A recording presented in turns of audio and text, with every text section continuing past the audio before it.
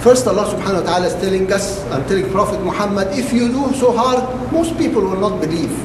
And then Allah subhanahu wa ta'ala again tells Prophet Muhammad and tells us, لو شاء ربك لآمن من في الأرض كلهم جميعا أفأنت تكره الناس حتى يكونوا مؤمنين. If Allah wills, everybody on earth will believe.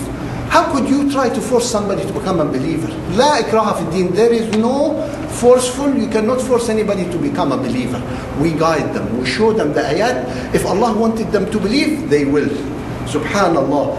So Allah subhanahu wa ta'ala tells us in Surah Al-Shu'ara, third or fourth ayah, subhanallah, where we think that we have to make everybody a believer or something. Allah subhanahu wa ta'ala says, إِن نَشَأْ نُنَزِّلْ عَلَيْهِم مِّنَ السَّمَاءِ آيَةً فَظَلَّتْ أَعْنَاقُهُمْ لَهَا خَاضِعِينَ.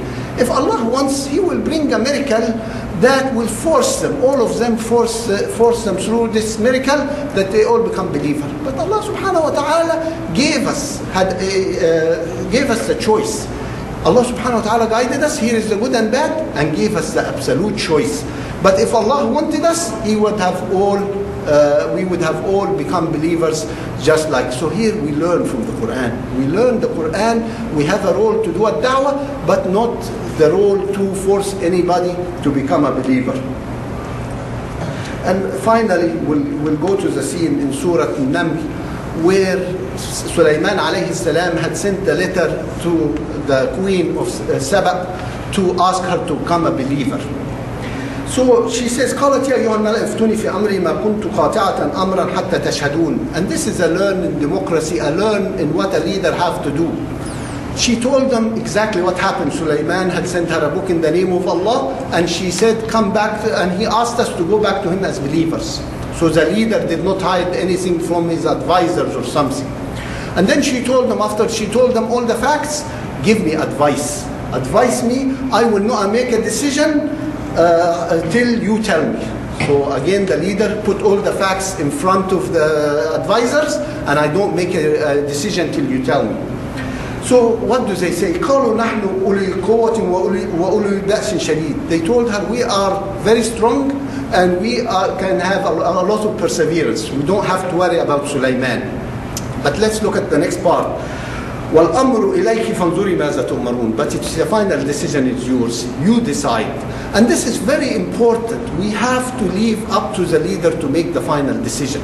It cannot be each one of us have a choice and want to force on the leader our decision. There's enough pressures on the leaders to make a decision than somebody trying to force. So here the lesson in how a leader should deal, present all the facts, seek advice, the advisors give the right advice, and then leave the final decision to the leader. Usually there's always 4 or 5 opinions, and you can only follow one or maybe mix a couple, but you can't follow all. But what do we do here as a Muslim, as communities? If the leader decides to go another way, we decide to start another group. Let's start another group. He didn't follow us. He doesn't listen to us. A leader could only take 1 or 2 decisions, cannot make the opinion. And the ayah shows, right away it says, فَانْظُرِ مَاذَا تُؤْمَرِينَ. The decision is yours. The leader has to make a tough decision, and we have to leave the decision to the leader rather than second guess the leaders all the time. This is the decision. And it's summarized in Surah Al-Imran, where Allah subhanahu wa ta'ala says, فَاعْفُ عَنْهُمْ وَاسْتَغْفِرْ لَهُمْ وَشَوِّرْهُمْ فِي الْأَمْرِ فَإِذَا عَزَمْتَ فَتَوَكَّلْ عَلَى اللَّهِ. So Allah subhanahu wa ta'ala says, Prophet Muhammad, اعْفُ عَنْهُمْ, forgive them. وَاسْتَغْفِرْ لَهُمْ, and ask for forgiveness لهم. وَشَاوِرْهُمْ, take their opinion. Discuss things. فَإِذَا عَزَمْتَ, but you make the decision. Because he is the leader has to make a decision. There can only be one decision. And this is lessons we have to learn from the Quran. Subhanallah. And I was discussing this ayat with the Sheikh the other day, and first I told him, what's your impression about the queen?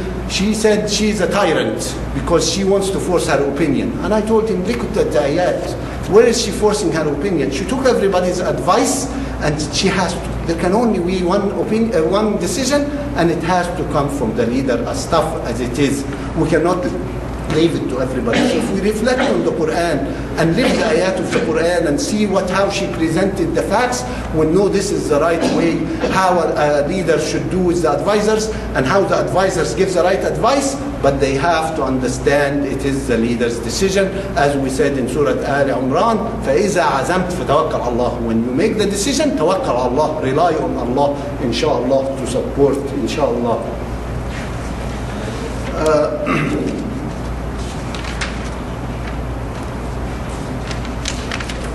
One last thing, inshallah, again, to understand the power of the Quran and the meaning of the Quran. Again, in Surah An-Naml, when Prophet Sulaiman alayhi salam wanted to bring the throne of the queen back from her, bring her throne from Al-Yaman south to where he is in Palestine, he asked, who could bring me her throne? So Afritu min al-Jinn, a powerful genie, said to Prophet Sulaiman, I can bring it to you before you leave your meeting. So if, let's say he was meeting for them 2-3 hours, within 2-3 hours I'll go and bring it back. But what does the next ayah says? قال الذي عنده علم الكتاب, somebody who knows the knowledge of the book. أنا أتيك به قبل أن يرتد إليك طرفك. I can bring it before you blink. The one who knows the book. Allah subhanahu wa ta'ala says, وَمَا فَرَّطْنَا فِي الْكِتَابِ مِنْ شَيْءٍ. We have not left anything out. Subhanallah. I say to us Muslims, why don't we study this ayah and see how did he teleport this throne in less than a blink of an eye? Subhanallah, the genie could not do it. Takes him 2-3 hours, the powerful genie. But those who learn the book, who learn the Quran and learn the other books, because it said in the Torah also had an explanation of everything. If we open our hearts and when we listen to this Quran that we say every letter is 10 blessings, 10 hasana, why do we only take this part? How many times each one of us sat and somebody said when you listen to the Quran you will get 10 sawab, 10 hasana, every letter, and not the alif is a letter and the lam is a letter and the mim is a letter. Why didn't they tell us the guy who understood the book could bring the throne in less than a blink of an eye? They don't leave these parts out, that the book could teach us everything. They just tell us about the thawab. As for understanding, leave it for somebody else. Leave it for the West to understand all these issues, and when they discover it, let's tell them it's in the Quran 1400 years ago. So we go to sleep and we take the thawab, but we don't live. As we said in the Quran, Allah subhanahu wa ta'ala challenged us to walk on earth and find the beginning of creation. Find the beginning of the creation. And as we said, they were doing an experiment in Switzerland and France, that device that they wanted to find the beginning of the creation. They listen to the ayah and they follow, but for us, after they do this, we'll tell them, subhanallah, it's in the Quran 1400 years ago. While we are sleeping and while we are taking the 10 hasanahs for every letter, it's all in the Quran. Why don't we go and understand our Quran?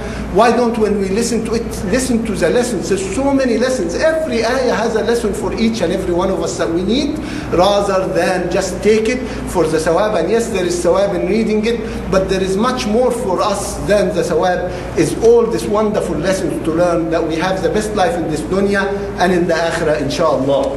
اللهم اهدنا مولانا فيمن هديت وعافنا فيمن عافيت وقنا واصرف عنا شر ما قضيت اللهم بارك لنا فيما أعطيت اللهم إنك عفو تحب العفو فاعف عنا اللهم لا تجعل في جمعنا هذا ذنبا إلا غفرته ولا مريضا إلا شفيته ولا هما إلا فرجته ولا دينا إلا قضيته ولا حاجة لنا في هذه الدنيا لك فيها رضا ولنا فيها صلاح إلا قضيتها يا رب العالمين.